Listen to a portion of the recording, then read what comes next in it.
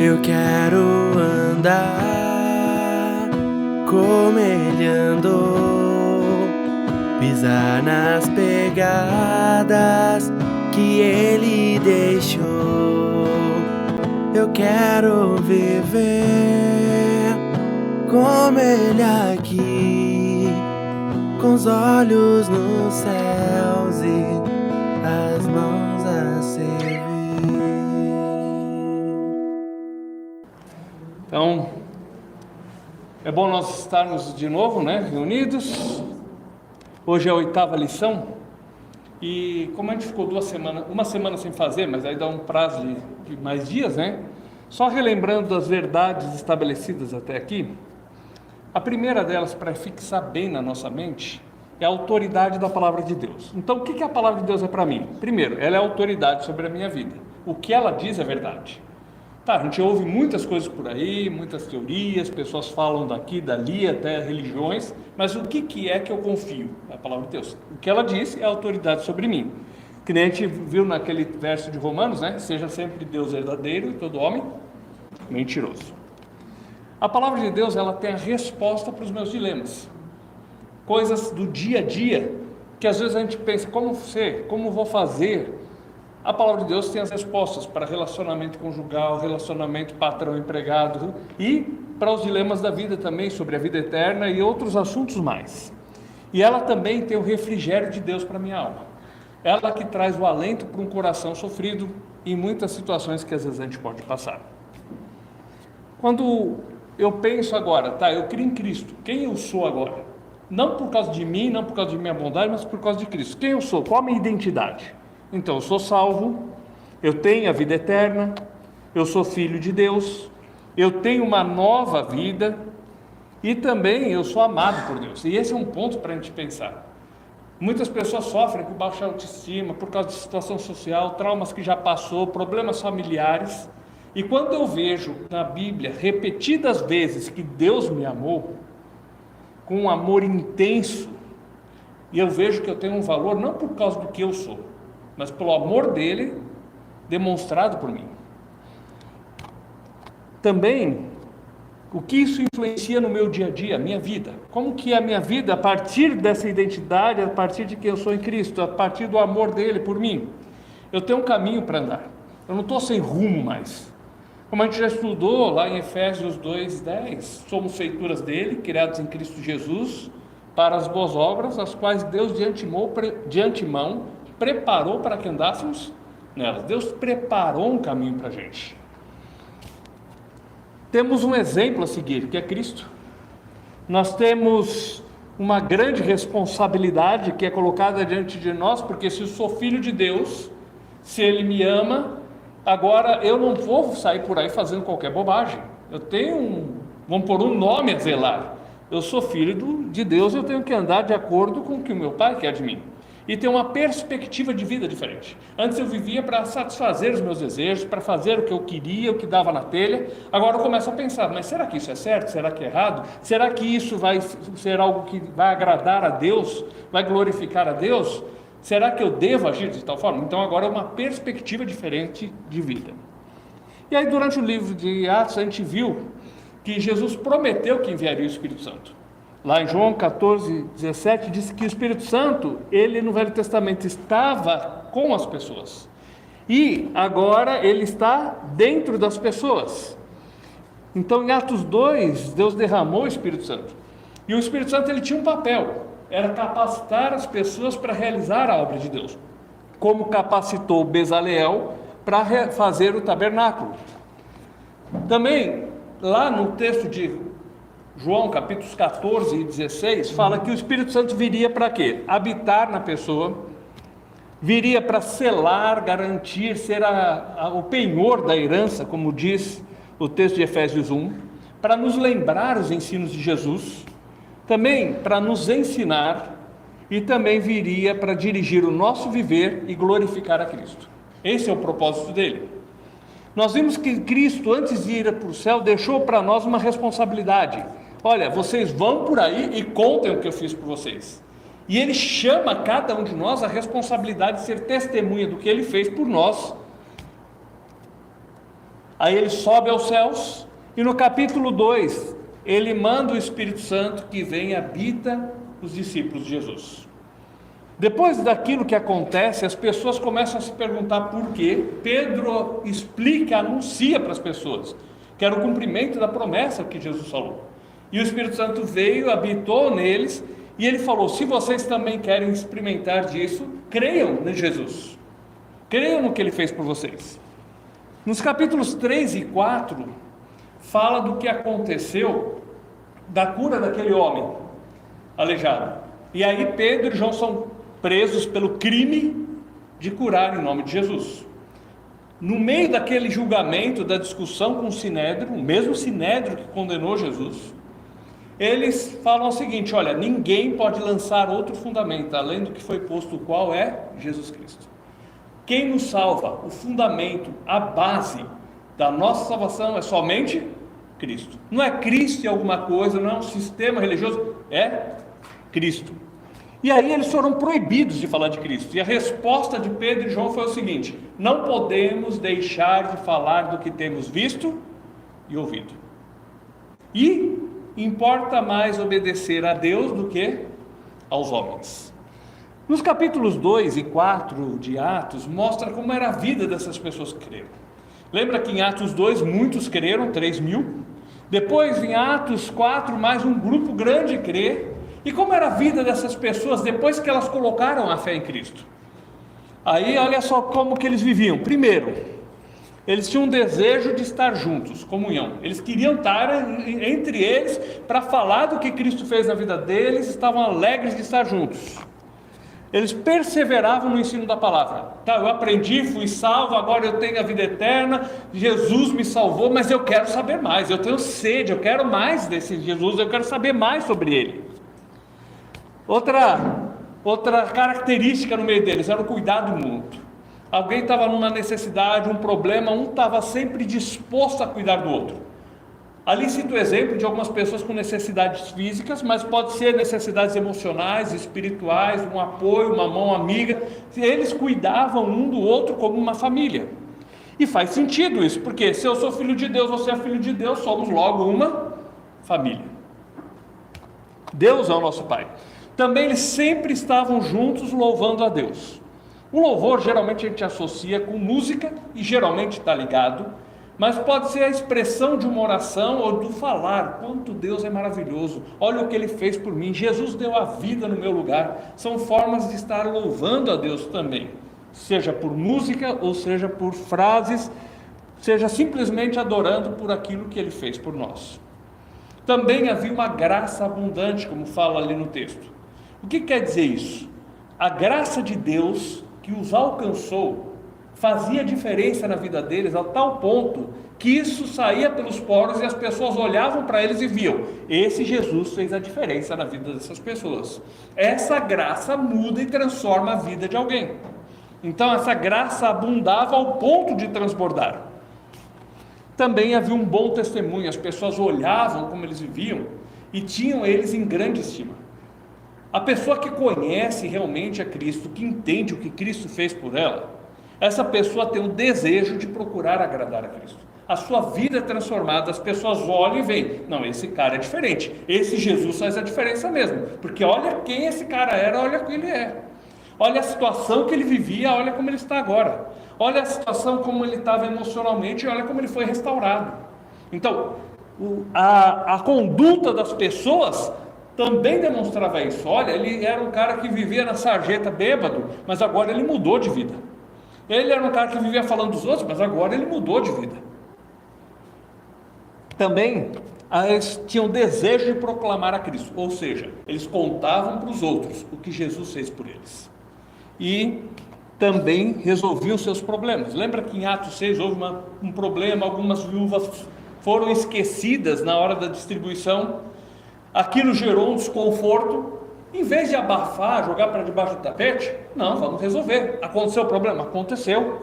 Os apóstolos não chegaram e disseram assim: nós somos infalíveis, você não pode levantar a voz contra o ungido do Senhor. Não, aconteceu um problema, vamos resolver. Vamos colocar pessoas responsáveis por essas áreas, para que não seja mais negligenciado. os problemas eram resolvidos. Haviam, mas eram resolvidos. E eles pagavam o preço. Pagavam o preço de estar juntos e muitas vezes pagavam o preço com a própria vida.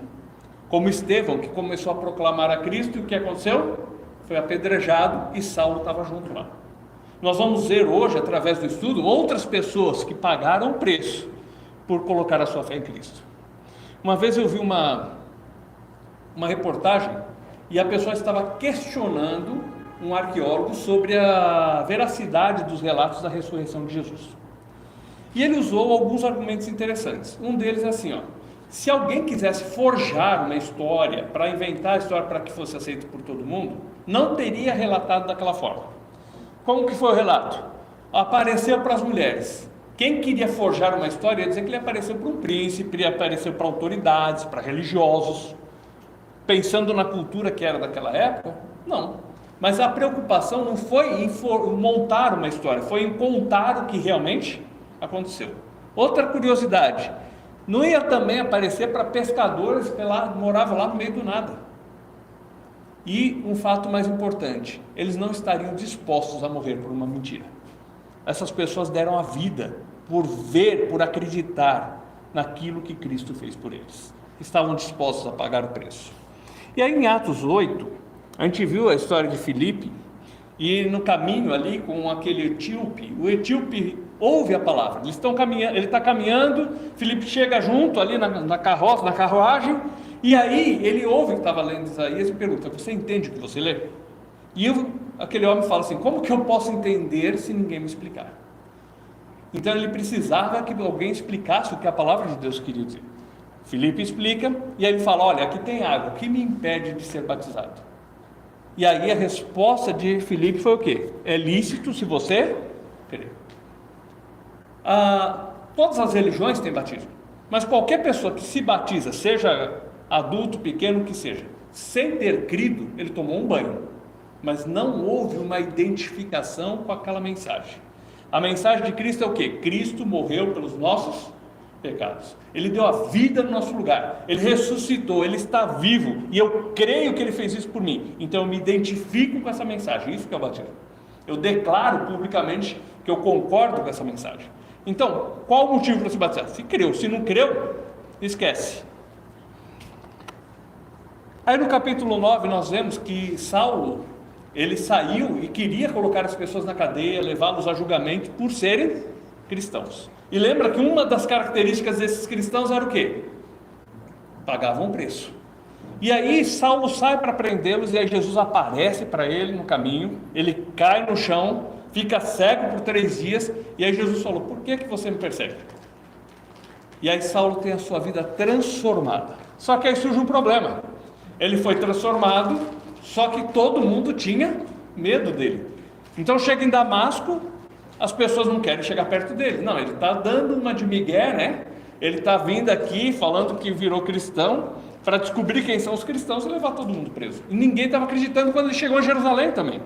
E aí chega um Barnabé e ele acolhe Paulo quando todos estavam com medo. E essa é mais uma característica daqueles que creem em Cristo, o acolhimento, dizer assim, não, agora somos irmãos, temos o mesmo Pai, vamos caminhar junto. E Barnabé acolhe Paulo, leva até Pedro, leva até os apóstolos e até os irmãos, e falando, realmente, esse daqui mudou a sua vida.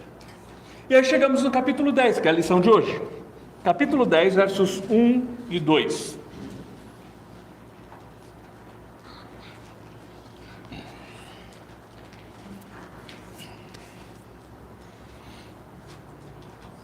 Morava em Cesareia um homem de nome Cornélio, centurião da corte chamada italiana, piedoso e temente a Deus com toda a sua casa, e que fazia muitas esmolas ao povo e de contínuo orava a Deus.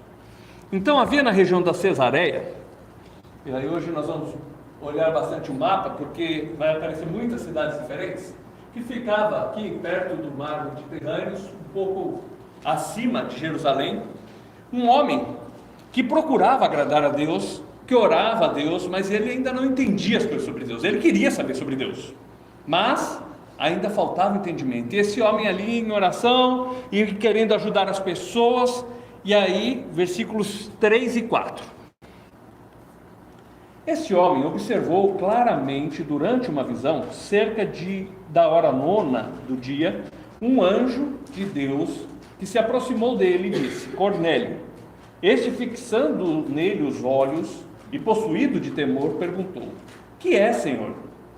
E o anjo lhe disse: As tuas orações e as tuas esmolas subiram para a memória diante de Deus. Bom, Deus manda um anjo avisar para Cornélio: olha, eu ouvi suas orações, eu sei do seu coração que tem tentado até ajudar as pessoas como uma prova de gratidão, de querer estar próximo a mim. Então agora eu quero dizer, eu ouvi tudo isso. E aí manda ele enviar alguém para chamar uma pessoa chamada Pedro. Versículo 5. Agora, pois, envia mensageiros a Jope e manda chamar Simão, que tem por sobrenome Pedro.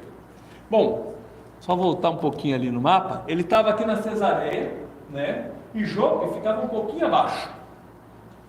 Aí fala: vai lá, manda alguém a Jope e chama Pedro. Versículos... Opa, um minutinho para voltar lá onde estávamos. 9 e 10. Para a gente entender esses versos, eu vou só explicar uma questão cultural. Um judeu de nascimento, religioso, como Pedro era, que creu em Cristo, mas ele era um homem religioso que tinha suas ascendências lá, suas raízes lá no judaísmo. E aí ele nunca comeria uma carne de porco, ele nunca iria na casa de uma pessoa que não fosse judeu, porque tudo isso era considerado imundo. Então, versos 9 e 10, para a gente começar a entender o que acontece agora. No dia seguinte, indo eles de caminho e estando já perto da cidade, subiu Pedro ao eirado por volta da hora sexta, a fim de orar. Então, perto da hora do almoço, meio-dia, Pedro foi orar. Estando ele, verso 10, estando ele com fome, quis comer, mas enquanto lhe preparavam a comida, sobreveio-lhe um êxtase. Ele teve como uma visão, e ele ficou olhando aquilo, e o que era aquela visão? Lembra que ele estava indo almoçar, estava na hora de almoçar, está sentindo o cheiro do preparo da comida, ele está com fome. Versículos 11 e 12. Então viu o céu aberto, descendo um objeto, como se fosse um grande lençol, o qual era baixado à terra pelas 4 pontas, contendo toda sorte de quadrúpedes, répteis da terra e aves do céu. Então ele vê aquela visão, fica pensando em êxtase, o que isso quer dizer. Versos 13 e 14. Ouviu-se uma voz que se dirigia a ele: levanta-te, Pedro, mata e come. Mas Pedro replicou: de modo nenhum, Senhor, porque jamais comi alguma coisa imunda. Comum ou imunda, né? Olha só, Deus fala: mata e come. Não, eu não. Imagina, essas carnes, essas coisas são imundas. A lei de Moisés não permite. Lá no Velho Testamento está escrito que não era para o nosso povo comer. Nunca eu comi uma coisa dessa, eu não vou fazer isso. Deus não estava tão preocupado com o que ele ia comer, mas estava preocupado com o que queria ensinar para ele. Então vamos continuar entendendo o que Deus queria ensinar. Porque tem muita gente que lê o 14 e para. E aí, está vendo? Nunca se deve comer uma coisa imunda. Agora olha o verso 15. Segunda vez a voz lhe falou: ao que Deus purificou, não consideres comum. E aí fala que aconteceu isso 3 vezes e ele ficou pensando: o que Deus está querendo falar aqui? Ele não comia nada daquilo e de repente Deus fala: olha, o que Deus purificou, então agora você não pode considerar imundo. Ou seja, aquelas leis que valiam lá no passado, agora não se preocupa com isso. E ele, como um bom judeu, aquilo mexeu muito com ele. Eu não posso comer essas coisas. Agora Deus está dizendo que eu posso comer essas coisas. E Deus está começando a quebrar então em Pedro aquele paradigma religioso que ele achava que ele tinha que seguir ainda, mesmo depois de ter entendido a salvação em Cristo, mesmo depois de ter visto tudo que Cristo fez, ele ainda achava que tinha que seguir aquelas leis. Aí vamos continuar, e a gente vai entendendo à medida que a gente vai estudando. Verso 19 e 20. Enquanto meditava Pedro acerca dessa visão, disse-lhe o Espírito: estão aí 2 homens que te procuram. Levanta-te, pois, desce e vai com eles, nada duvidando, porque eu os enviei. Precisava Pedro ter uma quebra radical das suas convicções religiosas, porque precisou ter uma visão dessa, e precisou uma voz do Espírito Santo dentro dele falar assim, ó, você desce e vai fazer o que os caras falarem, porque senão ele não iria. Deus estava mostrando que ele estava quebrando aqueles paradigmas e mostrando, deixando claro assim, ó, agora, através de Cristo, uma nova fase começa e vocês vão servir-me da forma como eu estou mostrando para vocês agora. Versículo 24. No dia imediato, entrou em Cesareia. Cornélio estava esperando por eles, tendo reunido seus parentes e amigos íntimos. Pedro foi até lá, e aí ele vai abrir agora o que passou na cabeça dele, no verso 25. Aconteceu que, indo Pedro a entrar, lhe saiu Cornélio ao encontro e prostrou-se-lhe aos pés e o adorou. Aquele homem, Cornélio, ele queria chegar perto de Deus, mas ele ainda não tinha todo o entendimento sobre Deus. Aí Pedro chega, ele se ajoelha e adora Pedro. Pedro na hora refuta aquilo, verso 26. Mas Pedro levantou, dizendo, ergue-te, porque eu também sou homem. Pedro já deixa claro que ele não era digno de adoração, como nenhum ser humano é digno de adoração. Mas muitas pessoas ainda continuam hoje querendo adorar Pedro, ou a homens, mesmo que eles já tenham morrido. Mas está muito claro que o único digno de adoração é quem? É Deus. Homem nenhum deve ser adorado. Versículo, nem entidade religiosa, nem o líder religioso, seja ele quem for. Versos 27 e 28. Falando com ele, encontrou muitos reunidos ali. Lembra? Estavam os parentes dele, os amigos íntimos, tinha muita gente ali reunida. Versículo 28. A quem se dirigiu dizendo, vós bem sabeis que é proibido a um judeu ajuntar-se ao mesmo, ou mesmo aproximar-se a alguém de outra raça. Mas Deus me mostrou que a nenhum homem considera comum ou imundo. Lembra da visão que ele teve? Deus usa a questão da comida e diz assim, olha, você está considerando impuro, mas eu purifiquei. E Deus fala, eu purifiquei a comida, eu purifiquei as pessoas também. Não considere ninguém comum ou imundo. Precisava essa ação direta de Deus naquela época, para que Pedro entendesse que o sacrifício de Cristo o coloca numa posição diferente, e coloca as pessoas do mundo inteiro numa posição diferente, onde ele não seria melhor que ninguém, e que nenhum povo, e que Deus estava estendendo a salvação a todos os povos, e não somente aos judeus. Isso é importante a gente entender no livro de Atos, que muitos dos milagres que acontecem ali tinham um propósito muito específico para que as pessoas pudessem entender o que Deus queria para caminhar na direção que Ele queria.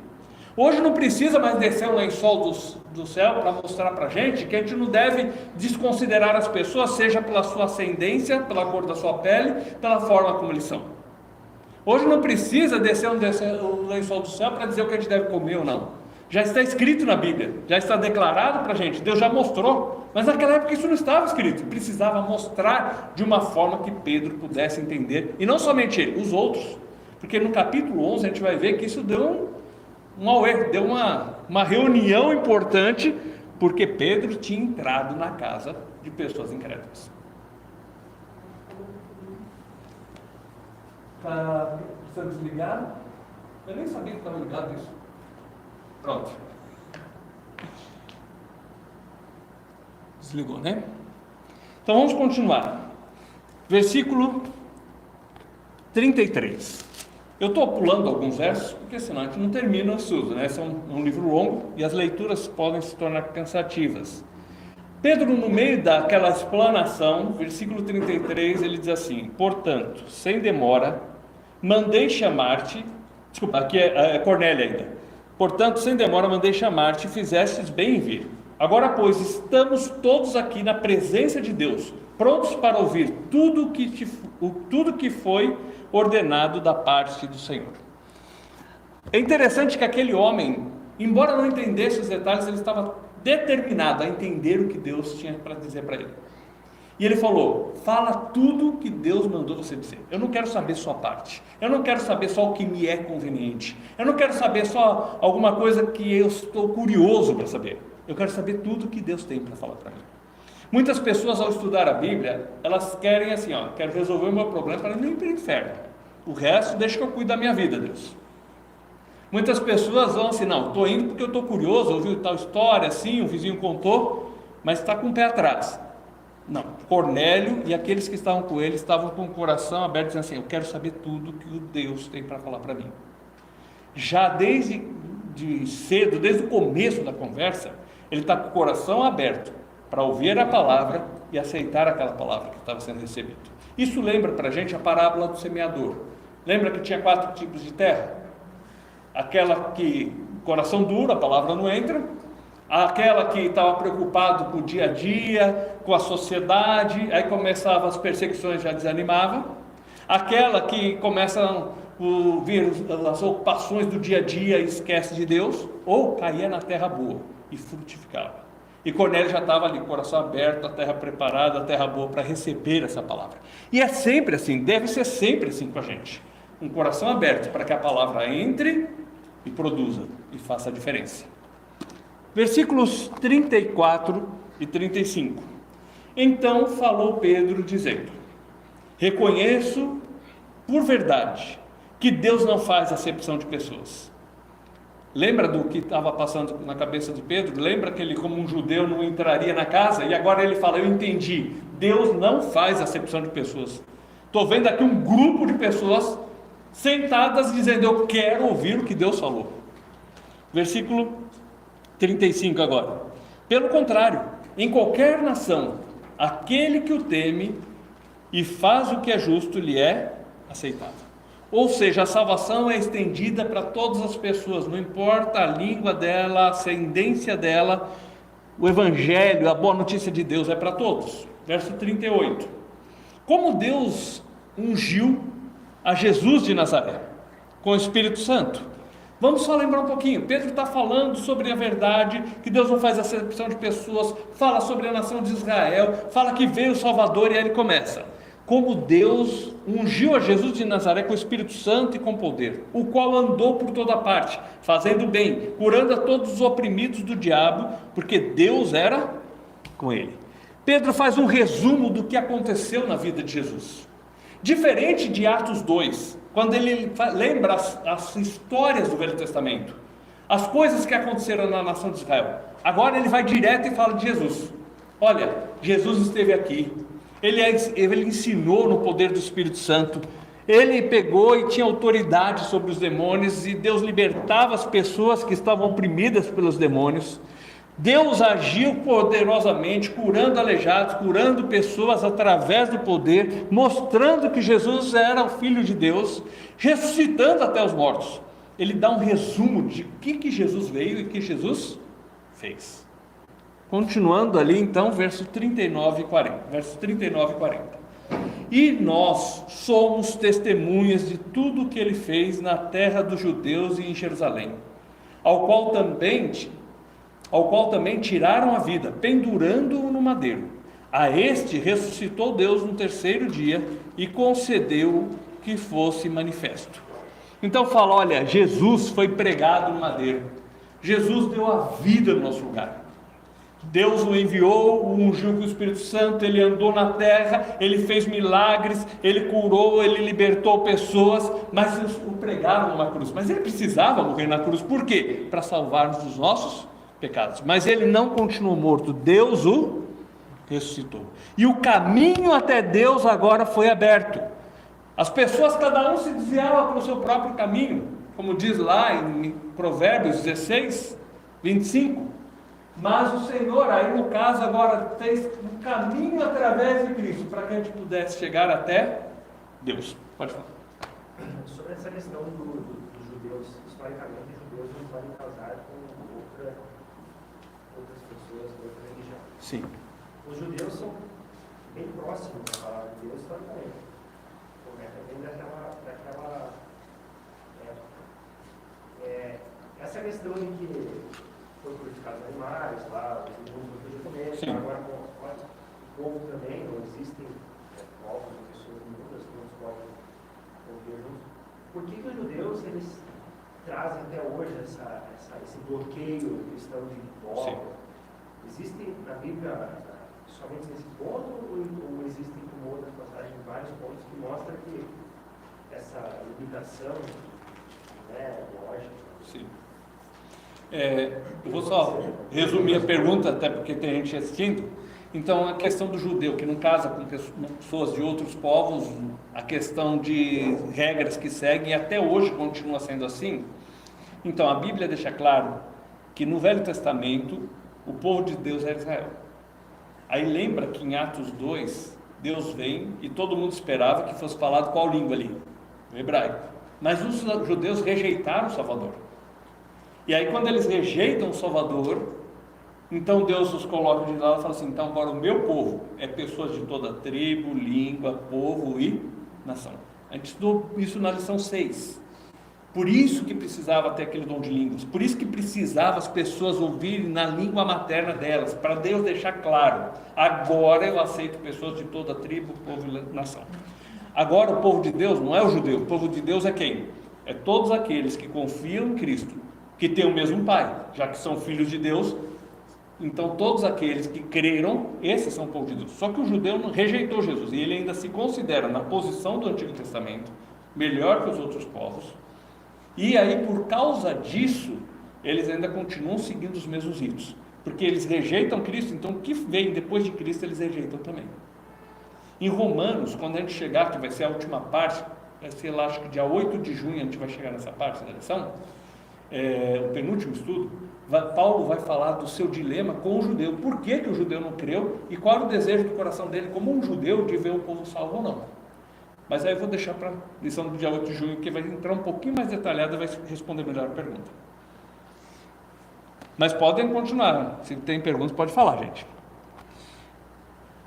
Então, capítulo 10, versículos 41 e 42, ele falou, Jesus, nós somos testemunhas que ele veio, que ele deu a vida no nosso lugar, Deus o ressuscitou, versos 41 e 42, e não a todo o povo, mas as testemunhas que foram anteriormente escolhidas por Deus, isso é, a nós que comemos e bebemos com ele, depois que ressurgiu dentre os mortos, e nos mandou pregar ao povo e testificar que ele é quem foi constituído por Deus, juiz de vivos e de mortos.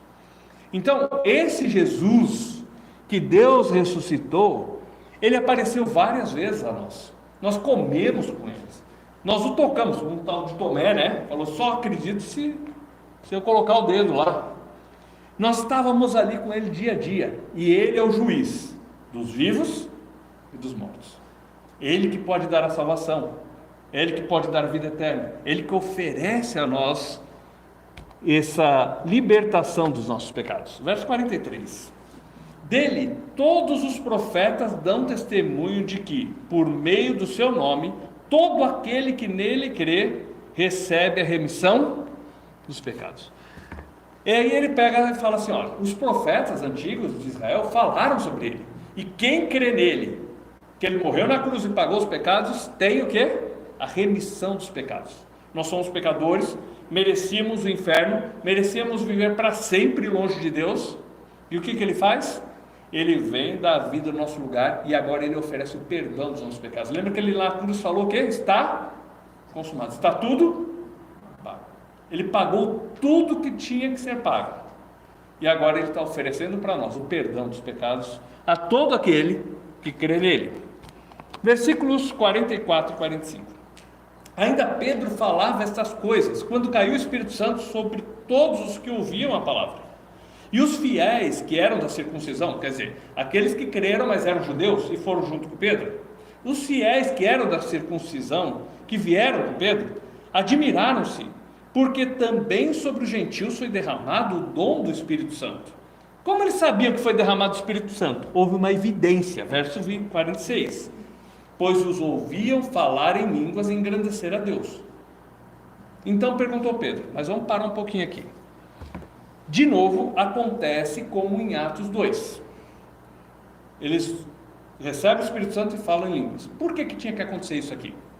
O Espírito Santo já não desceu lá? O propósito não foi cumprido lá, de Deus pegar e dizer para o judeu, ó, antes eu falei na língua de vocês, antes eu falei no hebraico, a Bíblia está no hebraico, mas aí vocês me rejeitaram, agora eu estou falando na língua de todos os povos, eu aceito todos os povos. Por que aqui acontece de novo?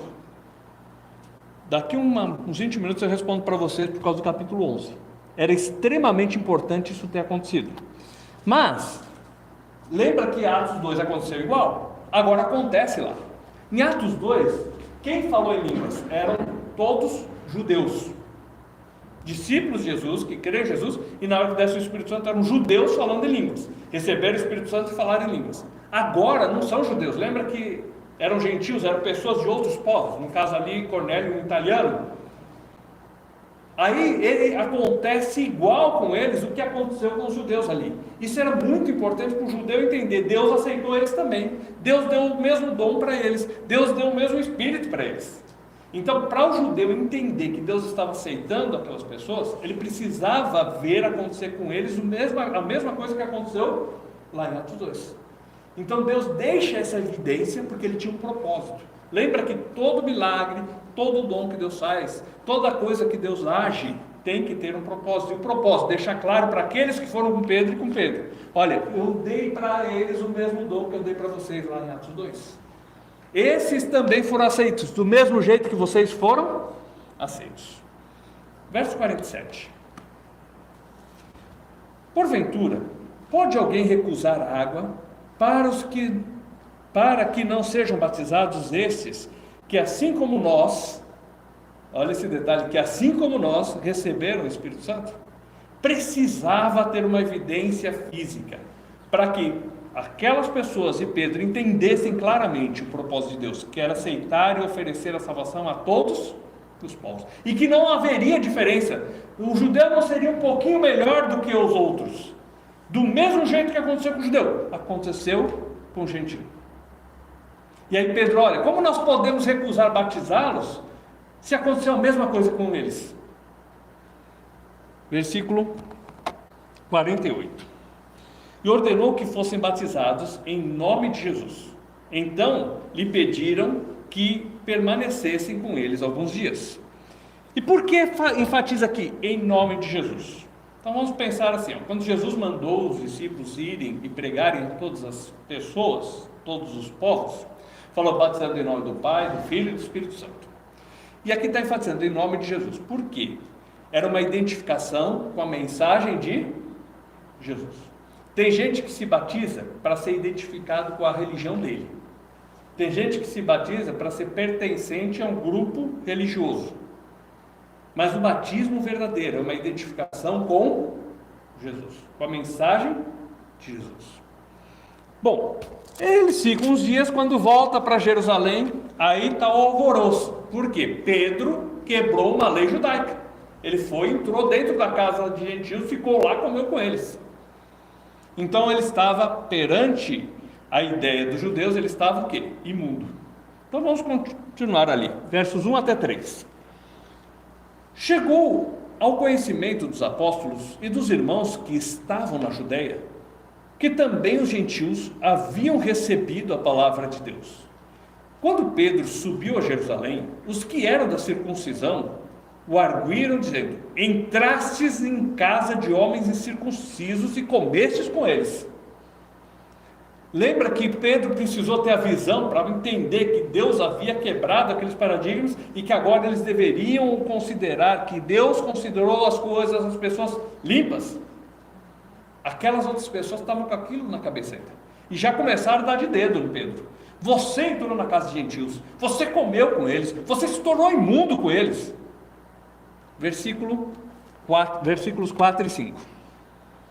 Então Pedro passou a fazer-lhes uma exposição por ordem, dizendo: eu estava na cidade de Jope orando, num êxtase, tive uma visão, em que observei descer um objeto, como se fosse um grande lençol baixado do céu, pelas 4 pontas e vindo até perto de mim. Aí ele começou a contar como foi a visão dele. Ele começou a falar: olha, eu também, como se ele fosse dizer assim, eu também estava pensando igual a vocês. Mas precisou Deus abrir minha mente, precisou Deus fazer ter uma visão. Uma coisa que não precisa acontecer de novo, porque já está ali claro, mas precisou Deus fazer que eu entendesse isso. Versículos 8 e 9. Ao que eu respondi? De modo nenhum, Senhor. Lembra que o verso 7 fala, mata aí? Eu, Deus, nunca, de modo nenhum. Versos 8 e 9. Eu respondi, de modo nenhum, Senhor. Porque jamais entrou em minha boca qualquer coisa comum ou imunda. Segunda vez falou a voz do céu, ao que Deus purificou, não consideres imundo. E aquelas pessoas ouvindo Pedro. E agora vamos para o verso 15. Quando, porém, então estava no meio da conversa e o pessoal meio assim, né? Ó, Pedro, você está falando, teve uma visão, mas que história é essa? Agora olha o verso 15. Quando, porém, comecei a falar, caiu o Espírito Santo sobre eles, como também sobre nós no princípio. Lembra que precisava acontecer para que eles entendessem que Deus também estava aceitando pessoas de outros povos, que também Deus os tratava da mesma maneira, que também Deus os colocava na mesma posição de igualdade. E Pedro falou assim, olha gente, o Espírito Santo desceu sobre eles, igual aconteceu com a gente em Atos 2, no dia de Pentecostes. Aconteceu os mesmos sinais, eles falaram em línguas igual a gente. Tipo assim, como que a gente vai discutir com Deus? Como que a gente vai mudar agora e voltar para a lei antiga se Deus está mostrando para a gente de forma clara que Deus os aceitou? Né? Como aconteceu lá em Atos 2, verso 16. Então me lembrei da palavra do Senhor quando disse, quando Pedro viu acontecer aquilo, então me lembrei da palavra do Senhor que disse, João na verdade batizou com água, mas vós sereis batizados com o Espírito Santo. Aí ele lembrou a promessa. Jesus prometeu que nós seríamos batizados com o Espírito Santo, e essa promessa então não é só para nós judeus, é para todos os que creram, porque lá em Cesareia, Cornélio e os que estavam na casa também receberam a mesma promessa, o mesmo Espírito. Verso 17. Sim.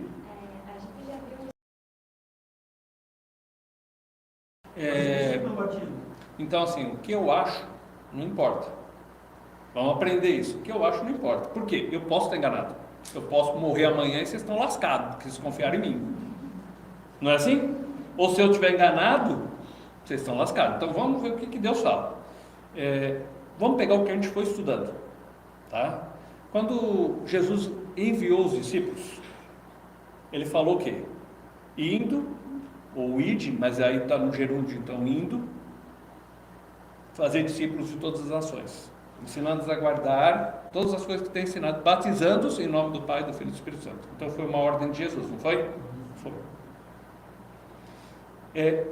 Vamos pegar outro exemplo. Quando Pedro está pregando lá em Atos 2, ele vai ensinando, vai falando, e falou, creiam em Jesus e sejam batizados. Ali está o exemplo de Pedro cumprindo a ordem que Jesus havia determinado. Agora, nessa lição de Cornélio, desce o Espírito Santo, eles falam em línguas, aí Pedro fala assim, olha, como que a gente vai negar a água? Quer dizer, como a gente vai deixar de batizar eles só porque eles são gentios?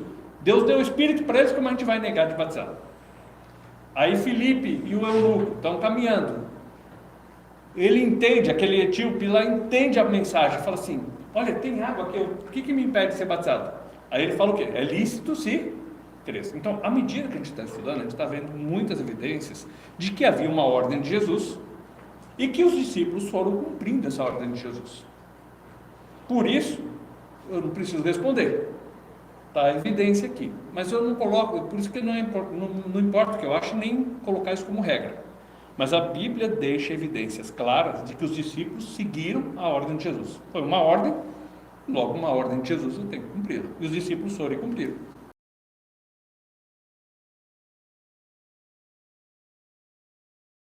Tá bom? O ser humano, ele foi criado corpo, alma e espírito.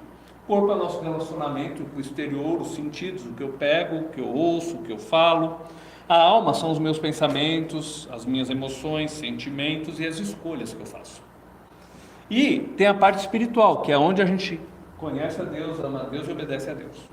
E a gente viu através da palavra de Deus que essa parte espiritual, o ser humano tem ela morta dentro dela por causa do pecado. Então, quem tem pecado tem esse espírito morto, ou seja, tem um vazio dentro dele que só pode ser preenchido com Deus. E é por isso que Cristo precisou vir ao mundo e pagar os nossos pecados, certo? Se não houvesse esse problema, se todos nós fôssemos de Cristo e de Deus, não precisava Cristo ter morrido. Esse é o ponto. Cristo precisou vir e morrer no nosso lugar por causa que nós não éramos de Deus. E isso dói, porque a gente sempre achou que foi de Deus, né? A gente não aprende assim, todo mundo é filho de Deus. Só que na verdade, a gente olha o que a Bíblia diz, e por causa dos nossos pecados, havia necessidade de Cristo morrer na cruz e pagar os nossos pecados, para o quê? Para dar vida nesse espírito que estava morto. Se esse espírito tivesse vida antes, não precisava Cristo ter morrido. Então, todos nós, não importa se ele veio da ascendência judaica, como Pedro, por exemplo, não importa se ele veio lá da Etiópia, não importa se ele é um brasileiro, se ele é um italiano, se ele veio de uma religião evangélica, se ele veio de uma religião católica, espírita, se ele foi de... seja qual for, muçulmano, não importa a religião dele. Todos os seres humanos têm esse espírito morto, esse problema espiritual por causa do pecado. E aí precisou Jesus vir e pagar os nossos pecados. Então a gente só tem vida espiritual na hora que a gente crê. Por isso que é essa ênfase, desde o começo do estudo, que a palavra de Deus dá. E não sou eu que fico lá, ficar repetindo, cansa. Mas cada verso a gente está passando pela Bíblia e está repetindo.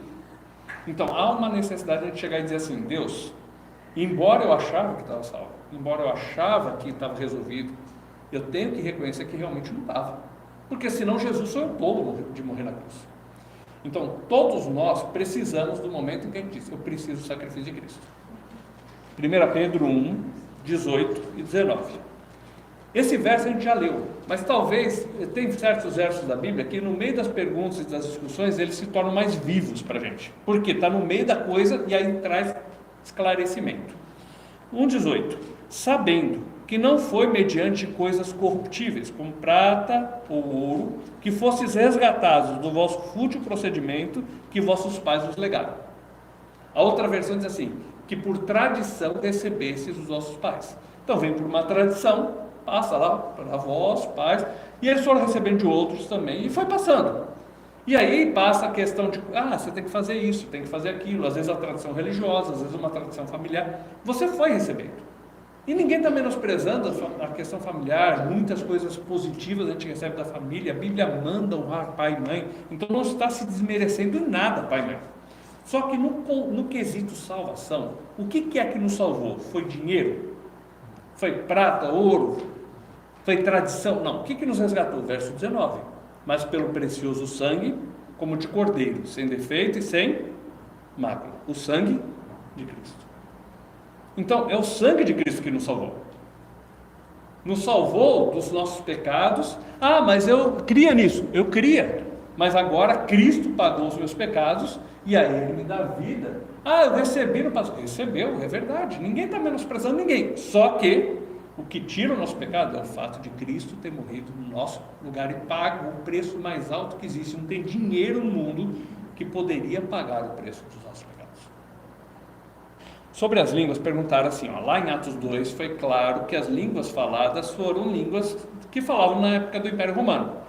Nós citamos uma lista, a Bíblia cita uma lista dos povos que estavam ali, entenderam na sua língua materna. Lá em Atos 10 agora, quando desce o Espírito Santo sobre Cornélio e o pessoal que está ali, para que o judeu entendesse que Deus estava aceitando os gentios do mesmo jeito que aceitou eles, que Deus também dava a salvação para eles, que os colocava na mesma igualdade e que dava o Espírito Santo para eles do mesmo jeito, teria que ser do mesmo jeito que foi em Atos 2, ou seja, o mesmo tipo de língua. Tanto é que Pedro fala, olha, do mesmo jeito que aconteceu com a gente. E depois ele vai relatando aqui no capítulo 11, que a gente está no meio dele, eram as mesmas línguas conhecidas. Foi do mesmo jeito que aconteceu em Atos 2, acontece ali, para evidenciar que Deus estava aceitando pessoas de todos os povos. É evidência de que era o mesmo milagre realizado por Deus em Atos 2 acontece em Atos 10. O mesmo que acontece com os judeus acontece com os gentios, para deixar claro, Deus aceitou a todos.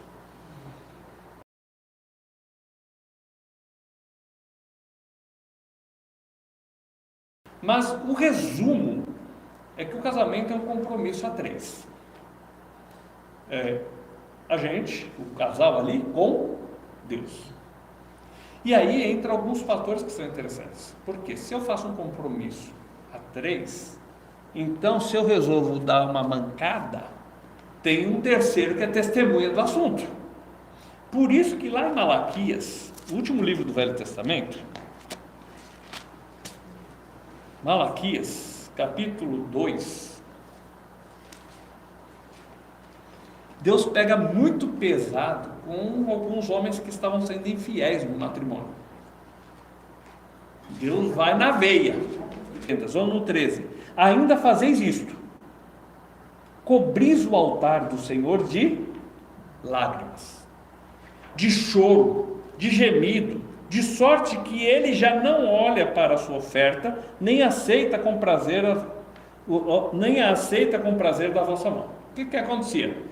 As pessoas iam lá oferecer um sacrifício a Deus, um cordeiro, uma oferta de cereais, que era um pouco de trigo, um azeite, e Deus falou: não quero mais essas ofertas de vocês, eu não aceito isso que vocês trazem aqui para mim, porque o meu altar não está cheio de azeite, de farinha ou de um sacrifício que eu determinei. Meu altar está cheio de choro, de gemido, de lágrimas.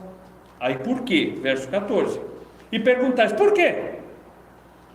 Porque o Senhor foi testemunha da aliança entre ti e a mulher da tua mocidade, com a qual tu fostes desleal, sendo ela a tua companheira e a mulher da tua aliança. Não fez o Senhor mesmo que havendo nele um pouco de espírito? E por que somente um? Ele buscava o descendente que prometera, e aí vou embora que ele vai entrar em promessas. Mas eu quero dizer aqui, versículo 16: porque o Senhor, Deus de Israel, diz que odeia o repúdio, e também aquele que cobre de violência as suas vestes, diz o Senhor dos Exércitos.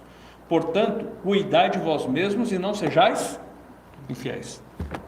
Foi na veia, né? Eu fui testemunha e vocês estão sendo desleais. E agora vem aqui querer oferecer um trigo, oferecer um azeite? Sai fora, eu não aceito isso. Eu estou vendo para a mulher chorando em casa, eu estou vendo o que você está fazendo com a sua família, estou vendo faltar as coisas para os seus filhos, porque você gasta o dinheiro para fora e saindo com mulher. Então, Deus leva muito a sério. Por quê? O casamento não é só uma cerimônia bonitinha. Ali a cerimônia é o compromisso que se assume para sempre. E se você pisar na bola, Deus dá na orelha. Então, é um compromisso com Deus. E o que é interessante, se é um compromisso com Deus, como ele pode dar certo? Não vou lá ficar horas no aeroporto, estou lendo um livro, bem interessante. Fala assim: a minha visão de mundo determina como vai ser meu casamento. Se eu tenho uma visão de que eu caso para eu ser feliz, vai dar tudo errado. Por quê? O meu propósito dentro do matrimônio é o quê? Ser feliz. E quando eu quero a minha felicidade, eu faço o que eu quero. E os outros são obrigados a fazer o que eu quero. Quando eu caso na perspectiva de fazer o outro feliz, já melhorou um pouquinho, não melhorou? Só que tem dia que eu estou bravo, eu não vou querer fazer o outro feliz. Eu vou querer esganar ele, né? Ou ela. Aí melhorou, mas também às vezes não vai dar certo. Agora, quando eu caso na perspectiva do compromisso assumido com Deus, a minha perspectiva é o seguinte: eu tenho um Deus que está vendo o que eu estou fazendo, que está ouvindo o que eu estou falando. Se eu maltratar ela, Deus está vendo. Se ela maltratar ele, Deus está vendo. Se eu caso na perspectiva de que eu não estou entrando no matrimônio para minha satisfação pessoal, minha felicidade pessoal, mas eu estou entrando no matrimônio para glorificar a Deus através de nós dois andarmos juntos, e aí eu procuro agradar a Deus, a minha esposa procura agradar a Deus, eu procuro fazer o que a Bíblia diz, ela procura fazer o que a Bíblia diz, mesmo nas horas onde a gente vai discutir alguns aspectos, o nosso ponto de convergência é o mesmo. Então, quando fala de matrimônio, a coisa é muito além do que pôr uma aliança no dedo ou vestir um vestido de noiva. Se a pessoa não entra na perspectiva de fazer o que Deus diz, um papel não faz diferença, uma aliança não vai fazer diferença. Então, vamos dar honra por completo. Eu assumo um compromisso, um compromisso público, mas um compromisso diante de Deus, onde eu vou procurar e fazer de tudo que estiver ao meu alcance, para que isso dê certo. E não é por causa de mim, é porque o meu ponto de convergência é quem? É Deus. Então, esse que é o ponto do matrimônio que a gente tem que pensar. Vai muito além do que só a cerimônia. Mas a cerimônia é parte porque Deus honra, a gente vai fazer aquilo que Deus pede. Então, vamos lá. Aí, nós paramos nessa parte onde o discurso estava. Por que vocês foram lá em Jerusalém? Por que vocês foram em Cesareia, comer na casa de um gentil? Aí Pedro fala, olha, Deus mostrou para mim, precisava de uma evidência, e Deus, quando precisa mexer com a gente, Ele pode usar uma coisa sobrenatural, sim. Não quer dizer que Ele continue usando sempre, toda hora, mas para um propósito dele, Ele usa sim. E aí Pedro está contando como que foi e como o Espírito Santo desceu ali. E aí, voltando lá em capítulo 11 de Atos, né? Atos 11, verso 17. Pois o Senhor lhes concedeu o mesmo dom que a nós nos otorgou quando cremos no Senhor Jesus, quem eu era para que pudesse resistir a Deus. Pedro chega à conclusão, ao ver Deus fazer o Espírito Santo descer sobre aqueles homens que não eram judeus e falar em línguas do mesmo jeito que eles falaram em Atos 2, e no dia de Pentecostes fala assim, se eu não aceitasse eles como meus irmãos e não entendesse que Deus os aceitava, eu estaria resistindo a Deus. Quando a gente vê algo, Deus mostrando, falando na palavra dele, a gente não quer aceitar, é a mesma coisa que está resistindo a Deus. A gente pensa, resistir a Deus é muito forte. Mas se Deus disse, eu não quero fazer, eu estou resistindo a quem? A Deus. Versículo 18. Ouvindo eles essas coisas, apaziguaram-se, glorificaram a Deus, dizendo, logo também aos gentios foi por Deus concedido o arrependimento para a vida. Precisou acontecer tudo isso. A visão de Pedro ir lá na casa dos gentios, Deus manifestar a entrada do Espírito Santo de uma forma que ficasse evidenciada por um sinal, para que eles entendessem que Deus aceitava também pessoas de outras nações. Outras pessoas se converteram, outras pessoas na hora que creram, receberam o Espírito Santo, certo? Mas não houve a mesma evidência, mas aqui precisou, porque eram gentios, e senão os judeus não teriam aceito eles. Dá para versos 19 e 20. Então, os que foram dispersos por causa da tribulação que sobreveio a Estevão, se espalharam a Fenícia, Chipre, Antioquia, não anunciando a ninguém a palavra, senão somente aos judeus. Alguns deles, porém, que eram de Chipre e de Cirene, e que foram até Antioquia, falaram também aos gregos, anunciando-lhes o evangelho de Jesus. Então, o que aconteceu? O evangelho, a palavra de Deus, estava focada aqui basicamente em Jerusalém, e agora, no caso de Cornélio, chegou à cidade de Cesareia. Só que por causa da perseguição, por causa da morte de Estevão, Paulo, na época, saiu perseguindo, Paulo se converte, mas outros continuam perseguindo. Então, os que estavam na região de Jerusalém, eles começaram a ir para outros lugares, porque estavam correndo risco de vida. Aí foram para a região da Fenícia, foram para a região de Chipre, foram para a Síria, que é a cidade de Antioquia, aqui ó. E aí, por onde eles iam, eles começaram a levar a palavra, para as pessoas entenderem o que Jesus fez por elas. Lembra que Jesus falou em Atos 1:8? Recebereis poder ao descer sobre vós o Espírito Santo e ser-me-eis testemunha em Jerusalém, Judéia, Samaria, até os confins da terra. Então, o evangelho começou a se espalhar, saindo de Jerusalém, passando por Cesareia, vai subindo. Então começou em Jerusalém, foi para a Judéia, aí foi para o estado vizinho, depois foi para o país vizinho, e está se espalhando, cumprindo aquilo que Jesus havia determinado em Atos capítulo 1, verso 8. Verso 21. A mão do Senhor estava com eles, e muitos crendo se converteram ao Senhor. Então as pessoas ouviam a mensagem, criam nela e se convertiam ao Senhor. Ou seja, eu estou caminhando num caminho, numa direção. Eu vejo que essa direção está errada.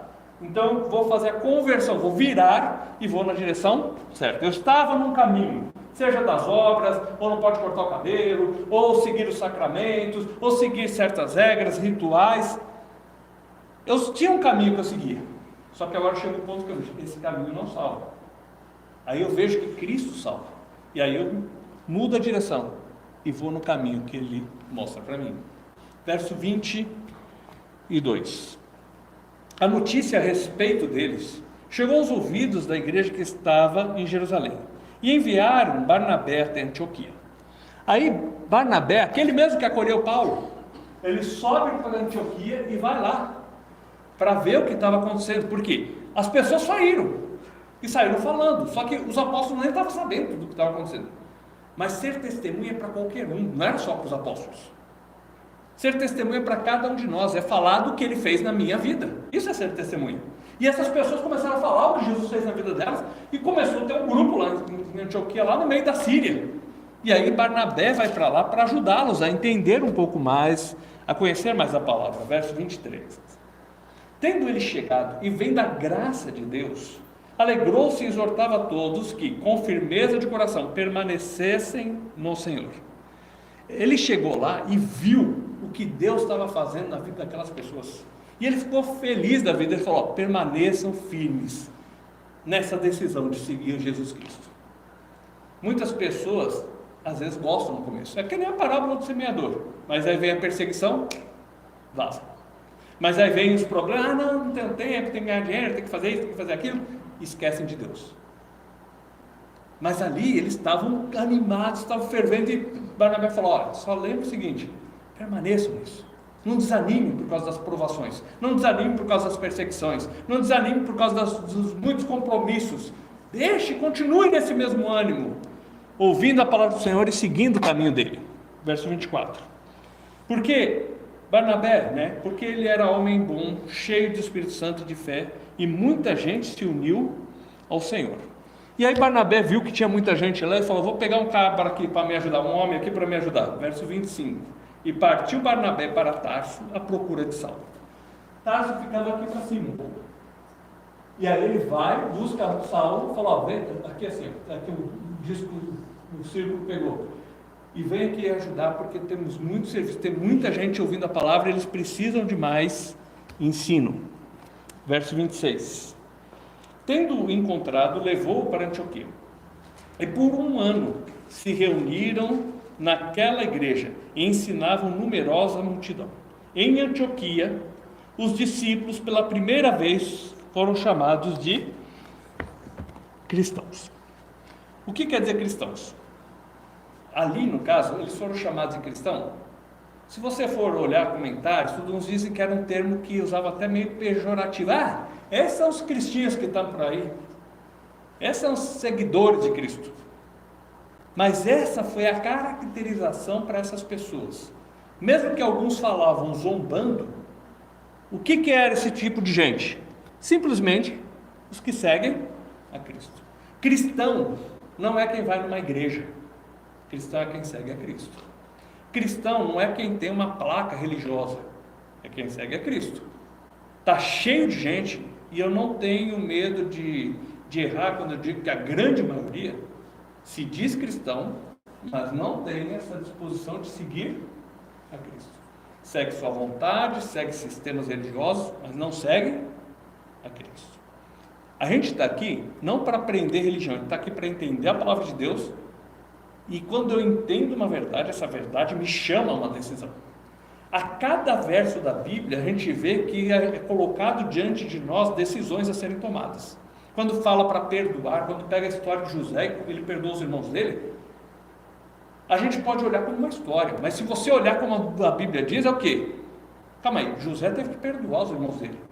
E eu não estou querendo perdoar minha mãe porque ela um dia queimou feijão. Ou eu não quero perdoar o meu pai porque ele era grosso. Ou eu não quero... Aí vai embora. Aí a gente é chamado a uma decisão quando fala para nós o seguinte: olha, não é só as obras que salvam. E toda hora nós somos chamados a uma decisão. A gente é chamado a uma decisão quando fala: olha, o pecado não deve você dominar a sua vida. Você tem que seguir o caminho de Cristo, você deve fazer o que Cristo pede. Então, a palavra de Deus, ela é colocada para nós.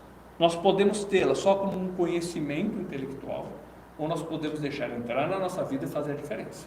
Se é autoridade sobre a nossa vida, ser a resposta de Deus para os nossos dilemas e ser também o refrigério que ela pode trazer para a nossa alma. Diante de nós é colocado dia após dia decisões. Aí você fala assim, mas eu não gosto de ninguém me pressionando. Nós tomamos decisão para tudo. Você escolhe o que você vai comer no café da manhã, é uma decisão. Você escolhe se você vai sentar na primeira cadeira ou na última, é uma decisão. Você escolhe a caneta que você vai comprar, a cor da camisa que você vai usar. Nós tomamos decisões o tempo inteiro, muitas vezes nem percebemos. E Deus está falando para nós que que a palavra dele nos dá conselhos sábios para que as decisões que nós tomamos para a nossa vida sejam decisões sábias. Uma vez eu vi uma pessoa falar assim, eu vou perdoar não é porque eu quero, porque eu não quero perdoar, mas eu vou perdoar porque Deus manda. E é assim. Então nós estamos estudando a palavra de Deus e entendendo o que é ser cristão. Começa com uma decisão de que eu creio em Cristo como meu Salvador. E agora eu ando no caminho dele. Se ele diz para eu ir para a esquerda, eu vou para a esquerda. Se ele diz para eu ir para a direita, eu vou para a direita. Se ele diz para eu perdoar, eu vou perdoar. Se ele diz para eu tomar uma postura aqui, eu vou tomar. Se ele diz para eu ser uma testemunha, eu vou ser. Por quê? Eu sigo a Cristo. Não pessoas, não sistemas.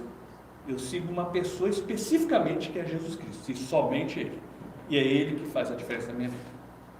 Boa semana para todos. Semana que vem, se Deus permitir, estamos aqui de novo. Começando o capítulo 12.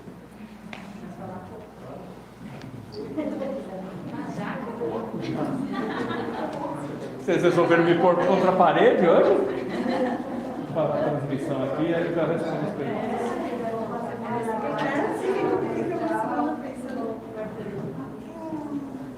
Por favor.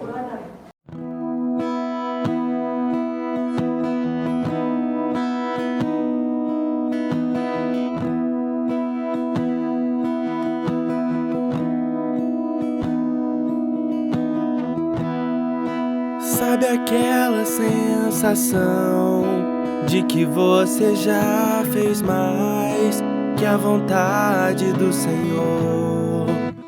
Você deixou pra trás. Como era bom te sentir tão perto e ao seu lado caminhar. Como é que eu deixei essa distância chegar?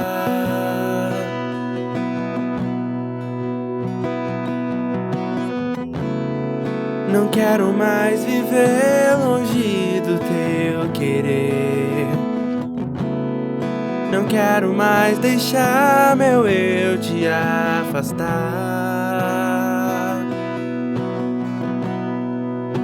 Eu quero andar como ele andou, pisar nas pegadas que ele deixou. Eu quero olhar como ele olhou, olhar sem maldade, com os olhos do amor. Eu quero